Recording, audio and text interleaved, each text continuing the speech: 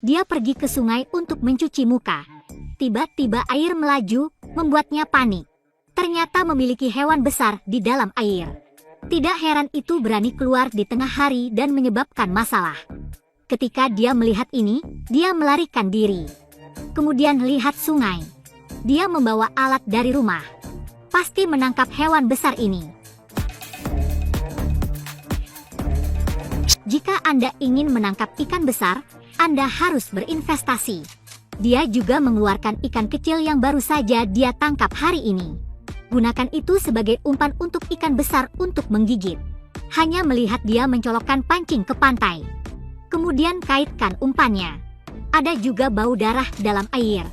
Dia juga memahami dengan sangat jelas prinsip difusi. Air terciprat gila, akselerator menyebar dengan cepat. Setelah semuanya siap, dia kembali ke pantai dengan tenang. Kemudian ambil barang-barang Anda. Temukan tempat yang tinggi untuk berbaring dan menunggu kabar baik. Setelah beberapa menit, ia juga mengubah posisinya. Tapi matanya mengunci pancing. Jangan berani menyimpang di tempat lain. Dia benar-benar ingin menangkap ikan lele besar. Ikan lele besar tidak tahan dengan godaan semacam ini. Itu mencoba melarikan diri. Dia melihat ini terburu-buru kepancing segera. Momen yang membuat stres dan menarik akan datang.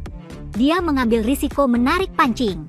Ikan lele besar di dalamnya juga terjun ke dalam air dengan keras.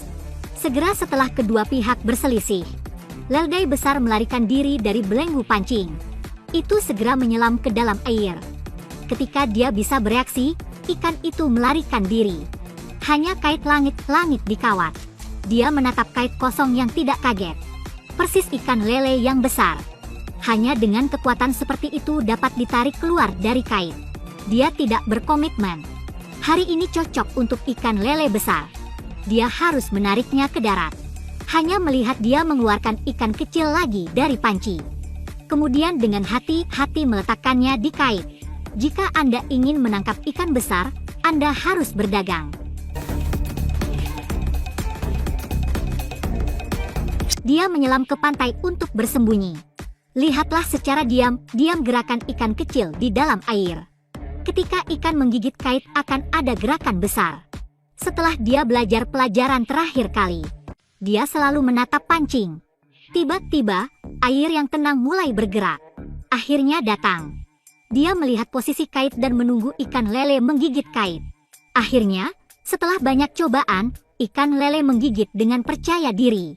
Setelah menonton ikan lele gigitan, dia dengan cepat mengambil pancing dengan sekop geser. Lele besar berjuang di danau dan muncul gelombang besar. Dia juga menggunakan yang terbaik untuk bertahan di pancing.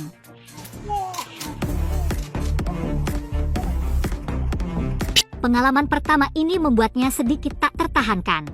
Perjuangan lain. Beralih langsung dengan ikan lele sangat sulit. Anda hanya dapat secara perlahan mengkonsumsi kekuatan beberapa spesies ikan. Setelah melemah, dia perlahan-lahan bisa menarik ke atas. Dia ingin menarik ikan lele itu langsung ke darat. Tapi dia ditarik ke dalam air oleh ikan lele gemuk. Untungnya, dia dengan cepat menyesuaikan negara bagian dan kembali ke pantai. Dia berdiri di pantai sehingga sangat menguntungkan. Setelah beberapa mencoba, akhirnya berhasil mengambil pancing. Dia langsung menangkap ikan lele. Lelop ikan yang tertangkap masih melompat. Dia tidak bisa menangkapnya dengan satu tangan. Jadi dia berpartisipasi dengan kedua tangan. Dia dengan cepat meraih kepala besar ikan lele. Kemudian tangkap ikan dengan satu tangan. Tangan lainnya memegang pancing.